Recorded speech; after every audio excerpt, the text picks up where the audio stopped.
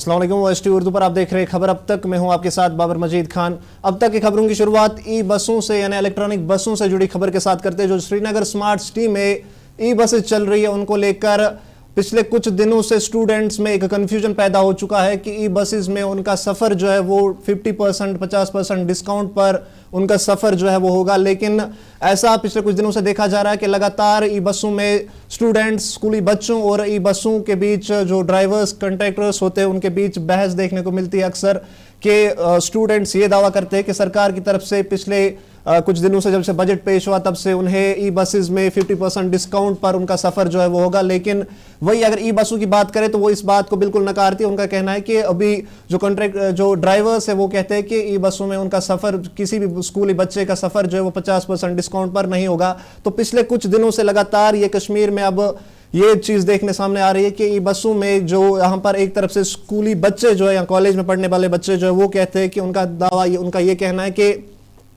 सरकार की तरफ से जो हाल ही में बजट पेश किया गया है उसमें ई बसों में उन्हें 50% डिस्काउंट पर सफ़र जो है उनका होगा, लेकिन वही अगर ई बसों की बात करें तो उनकी तरफ से अभी फिलहाल कोई भी ये बात साफ नहीं हो पा रही कि क्या ये बात सही है या फिर इस बात में अभी भी ई बसों और स्कूली बच्चों के बीच में कोई कंफ्यूजन है। आपको बता दें कि पिछले दिनों जब असेंबली में सीएम उमर अब्दुल्ला की तरफ से बजट पेश किया गया तो तब वहां पर यह बात सामने आई कि 1 अप्रैल से जम्मू कश्मीर में जो सभी सरकारी बसें होंगे, जिसमें ई बसों का भी जिक्र किया गया कि उनमें सभी जो औरतें हैं उनका सफ़र जो है वो 50% जो वो मुफ्त में होगा, लेकिन तब से ही अब स्कूली बच्चों में एक ये कंफ्यूजन पैदा हो चुका है कि क्या ई बसों में उनका जो सफ़र है वो 50% डिस्काउंट पर होगा।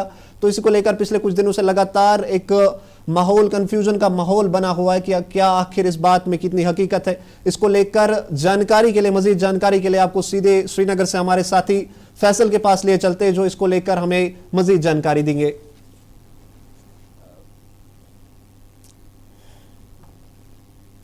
जी फैसल, आप हमें बताइए कि जो ई बसों में जो स्कूली बच्चों का 50% जो किराया है उसको लेकर जो ये बात चल रही है, सामने आ रही है पिछले कुछ दिनों से, इसको लेकर क्या जानकारी है आपके पास? देखिए बाबर, आपको मैं बता दूं कि जब बजट पेश हुआ है तो उसके बाद कुछ ऐलानात वहां पे किए गए थे। कहा गया था कि जो वुमेन्स हैं उनको सरकार की जो बसें हैं, एसआरटीसी की बस है, उनको वहां पे फ्री राइड्स मिलेंगी। उसके साथ साथ ये भी ऐलानात देखने को मिले थे कि शायद जो स्टूडेंट्स हैं उनको भी डिस्काउंट रेट्स पे जो है सफर करने का जो है वो फैसिलिटी दी जाएंगी। लेकिन आपको मैं बता दूं कि इस वक्त जो कंफ्यूजन है वो स्मार्ट सिटी बसेस को लेकर है, क्योंकि जिस तरीके से आप स्क्रीन पे दिखा रहे हैं कि जो रेड बस इस वक्त है ये सरकार के हाथ में नहीं है, ये स्मार्ट सिटी के तहत है, ये एक प्राइवेट फर्म है और आउटसोर्स इसको किया गया है। ये एसआरटीसी के अंडर नहीं आते। हालांकि जो एसआरटीसी के अंडर बसें आते हैं उसमें व्हाइट बसें जो कि करीबन 400-500 वो बसें हैं जो कि इस वक्त पूरे जम्मू कश्मीर में रन कर रहे हैं। उसके साथ साथ ई बसेस है जो कि 20 यहाँ पे है ग्रीन बसेस, और उसके साथ साथ जो 20 है वो जो जम्मू डिवीजन में जो है रन करती है। ये कुछ बसें हैं जो सरकार के अंडर आते हैं। जो बाकी 100 बसें हैं जो रेड बसेस है, ई बसेस स्मार्ट सिटी की, ये उस जिम्मे में नहीं आती है जहां पे हम ये कह सकते हैं वहां पे वुमेन्स को जो है रिजर्वेशन दी गई, वुमेन्स को कहा गया कि आप वहां पे फ्री सफर कर सकते हैं। हालांकि हमने स्मार्ट सिटी के अहदेदारों से भी बात की थी कुछ दिन पहले, तो उन्होंने कहा था कि फिलहाल हमारे पास इसके हवाले से कोई ऑर्डर नहीं सामने नहीं आया है कि क्या हमको भी ये फ्री, हमको भी इसमें राइडरशिप जो है वो फ्री देनी है, स्टूडेंट्स को जो है 50% कंसेशन देना है।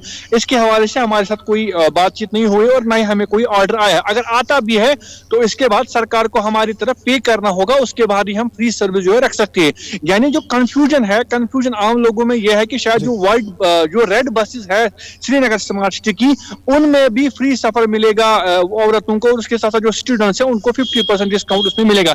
बल्कि ऐसा नहीं है, क्योंकि जो स्मार्ट सिटी की रेड बसेस है, इलेक्ट्रिक बसें हैं, ये सरकार के हाथ में नहीं है बल्कि ये टाटा के है। स्मार्ट सिटी इनको ऑपरेट करती है और स्मार्ट सिटी को इसके लिए पे करना पड़ता है टाटा की तरफ। और उसके साथ साथ आपको मैं ये भी बता दूं कि जिस तरीके से हमने अहदेदारों से बात की तो उनका क्लियरली मानना है अगर सरकार के पास ऐसा कोई प्लान है तो वो हम पे ऑर्डर इशू करे, हमें बताए और उसके बाद हम फ्री करेंगे। लेकिन शर्त यह है कि सरकार को हमें पैसा देना होगा ताकि हम उसको आगे कर सके। क्योंकि जिस तरीके से मैंने आपको पहले ही कहा कि सरकार के पास 2 किस्म की बसें, एक व्हाइट बसें हैं जो कि पूरे जम्मू कश्मीर में रन करती है जिनकी तादाद 400-500 के करीब है, उनमें जो है वुमेन्स को फ्री राइडरशिप जो है वो मिल सकती है।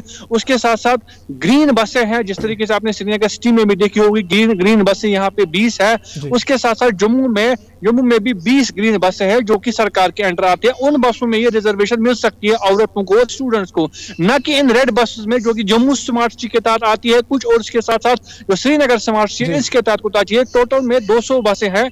यहाँ श्रीनगर में 100 है, उसके साथ साथ जम्मू में 100 है जो कि स्मार्ट सिटी के है, जो कि इस जुमरे में नहीं आती है जहां पे बजट में ऐलान किया गया था इन बसों में वुमेन्स के लिए राइडरशिप फ्री रखी गई है या स्टूडेंट्स के लिए डिस्काउंट रखा गया। तो कंफ्यूजन यही है। ये दो किस्म के बसें हैं, एसआरटीसी के तहत जो आती है उनमें फ्री मिल सकती है, जो स्मार्ट सिटी के तहत आती है उसमें फिलहाल फ्री का कोई अंदाजा जो नहीं लग रहा है, ना कि कोई इसके हवाले से कोई ऑर्डर सरकार ने इशू किया है, ना ही कोई कम्युनिकेशन फिलहाल स्मार्ट सिटी अहदेदारों को मिली है। और अगर मिलता भी है तो उसके हवाले से सरकार को स्मार्ट सिटी की तरफ पे करना होगा। तो फैसल, फिलहाल ये बताया जा सकता है, फिलहाल के तौर पर हम ये कह सकते हैं कि जो ई बसों में सफर है वो फिलहाल फ्री नहीं है, जैसे कि बच्चों की तरफ से ये दावा किया जा रहा है कि सरकार की तरफ से अब उन्हें ई बसों में भी 50% डिस्काउंट पर सफर की इजाजत दी जा चुकी है। तो फिलहाल इस बात की और हम ये कह सकते हैं कि फिलहाल ऐसा कुछ भी जो है वो सामने नहीं आया है।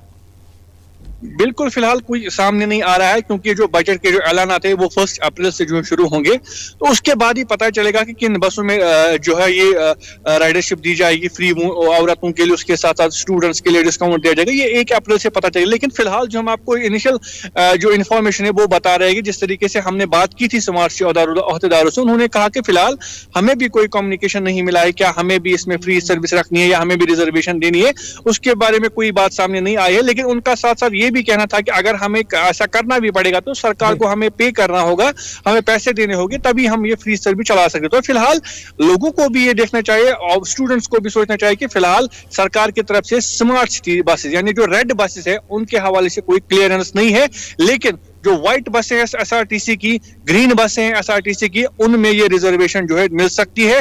इसके लिए ऐलान सरकार ने पहले कर चुके हैं। और फैसल, यहाँ पर एक चीज ये भी ध्यान में रखनी होगी कि उसके सरकार ने 1 अप्रैल से ये जो पॉलिसी ये जो लागू करने का कहा गया है सरकार की तरफ से, तो फिलहाल अभी 15 मार्च है, तो अभी से हम ये नहीं कह सकते कि क्या इन बसों में सफर किया जा सकेगा, या फिर स्मार्ट बसों की अगर बात करें तो उनमें आपका कहना है कि स्मार्ट बसें जो इसमें आती नहीं है एसआरटीसी वाले लिस्ट में। देखिए, बजट जब भी पेश होता है तो बजट जो इनिशिएट होता है, बजट का जो एलोकेशन होते हैं, जो ऐलानात होते हैं, वो फिस्कल ईयर जो स्टार्ट अप्रैल से होता है। तो अप्रैल से ये सारे जो ऐलानात किए थे वो लागू हो जाएंगे। लेकिन इस पर हम ये क्लियर देना चाहते हैं कि औरतों को फ्री राइडरशिप व्हाइट बसों में मिलेगी, ग्रीन बसेस में मिलेगी जो कि श्रीनगर में रन करती है, ना कि उन बसेस में जो कि रेड है स्मार्ट सिटी के है, क्योंकि ये एक आउटसोर्स प्रोजेक्ट है, ये सरकार के हाथ में नहीं है। और जिस तरीके से मैं बार बार ये कह रहा हूं कि स्मार्ट सिटी अहदेदारों ने कहा है कि हम फ्री चलाएंगे, लेकिन सरकार को उसके लिए हमें पे करना होगा, तभी हम ये जो है ये बसें चला सकते। तो फिलहाल अप्रैल में ही ये पता चलेगा कि कौन सी बस फ्री है, कौन सी बस फ्री नहीं है। लेकिन थोड़ा बहुत इंतजार, उसके बाद प्रॉपर्ली सारी इमेज जो है वो क्लियर हो जाएगी। जी फैसल, तो बहुत बहुत शुक्रिया फैसल इस मामले को लेकर जानकारी देने के लिए। तो ये श्रीनगर से हमारे साथी फैसल रियाज ई बसों को लेकर जानकारी दे रहे थे। आपको बता दें कि जो कन्फ्यूजन पैदा हो चुका है पिछले कुछ दिनों से कश्मीर में स्टूडेंट्स के बीच के ई बसों में सफ़र जो है वो 50% डिस्काउंट पर होगा, लेकिन अभी तक ऐसी कोई भी बात जो है वो सामने नहीं आई है। ये सिर्फ एक अफवाह है। अगर जो दूसरी बात इसमें सामने ये निकल कर आई, जो एसआरटीसी के अंडर जो बस यानी सरकार के अंडर जो बसेज आती है वो सिर्फ जो सफ़ेद बसें, अगर हम सीधी भाषा में कहें तो सफ़ेद बसें, और जो नीली कलर की बसें जो श्रीनगर में चलती है जो सरकार की एसआरटीसी की बसें, तो उनमें सफ़र जो 1 अप्रैल से औरतों के लिए मुफ्त होगा, न कि ई बसों की कोई भी बात अभी इसमें सामने निकल कर आई है। तो ये ई बसों को लेकर खबर थी।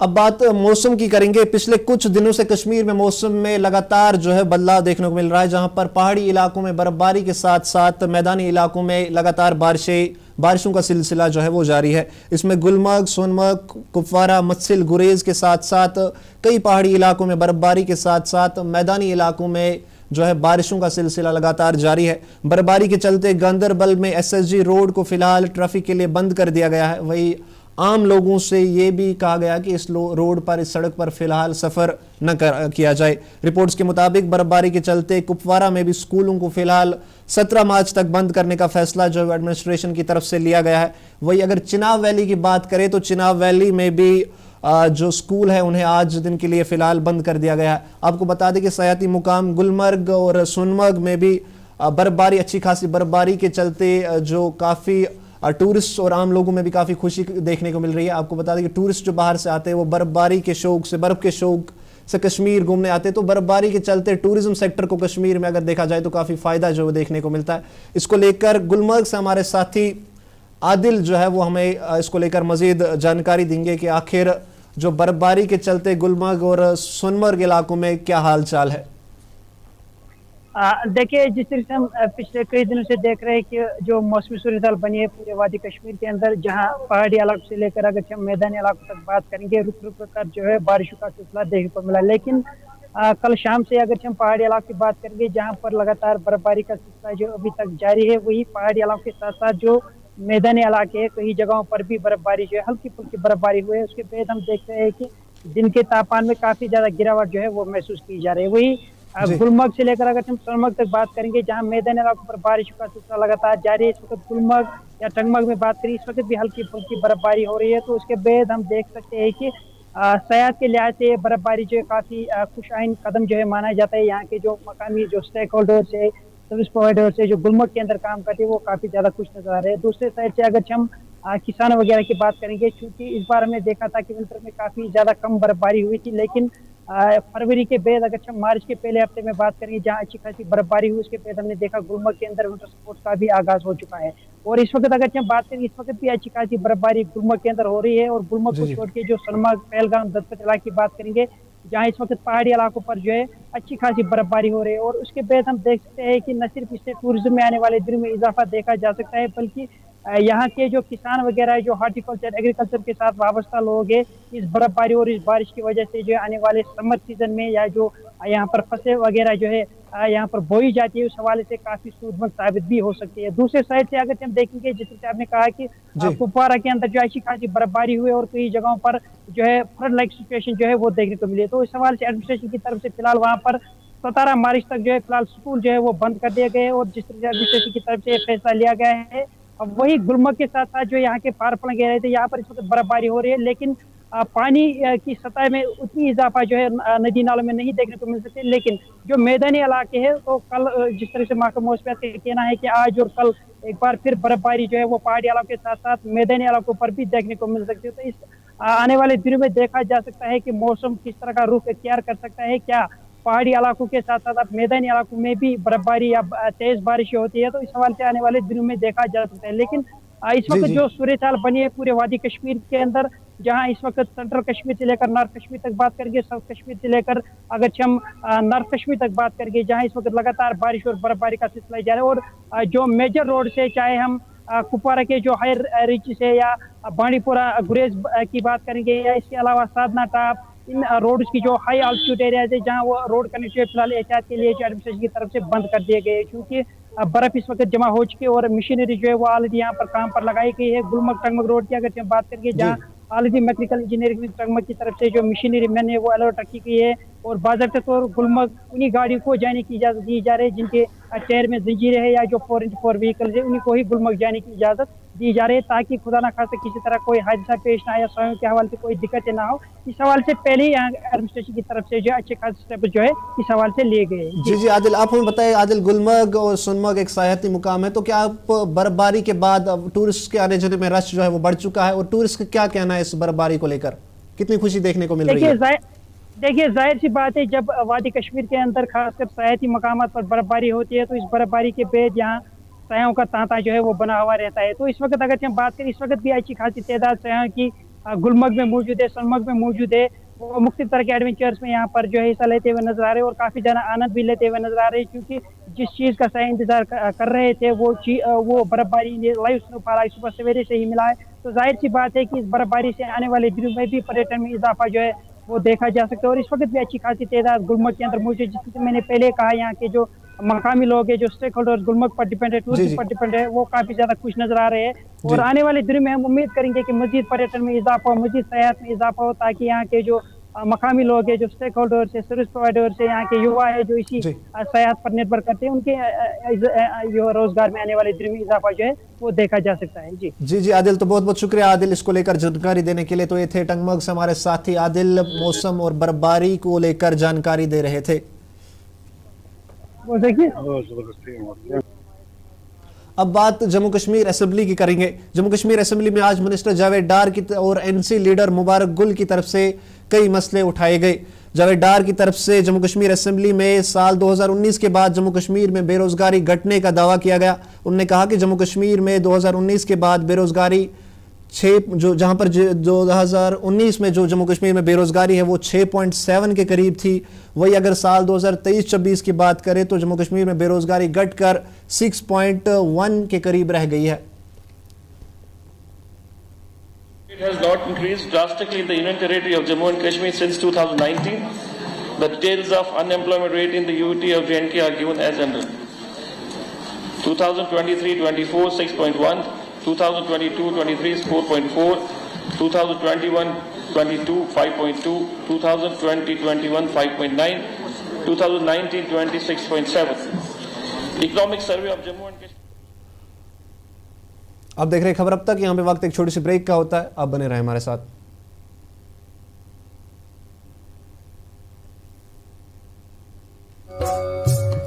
मटन तो है सबकी फेवरेट, और यही मटन जब बनती है लज्जत के मीट मसाला के साथ तो मीट का स्वाद लगे जायकेदार हर बार और बढ़ाए लज्जत से आपका प्यार। आज ही ले आइए लज्जत का मीट मसाला।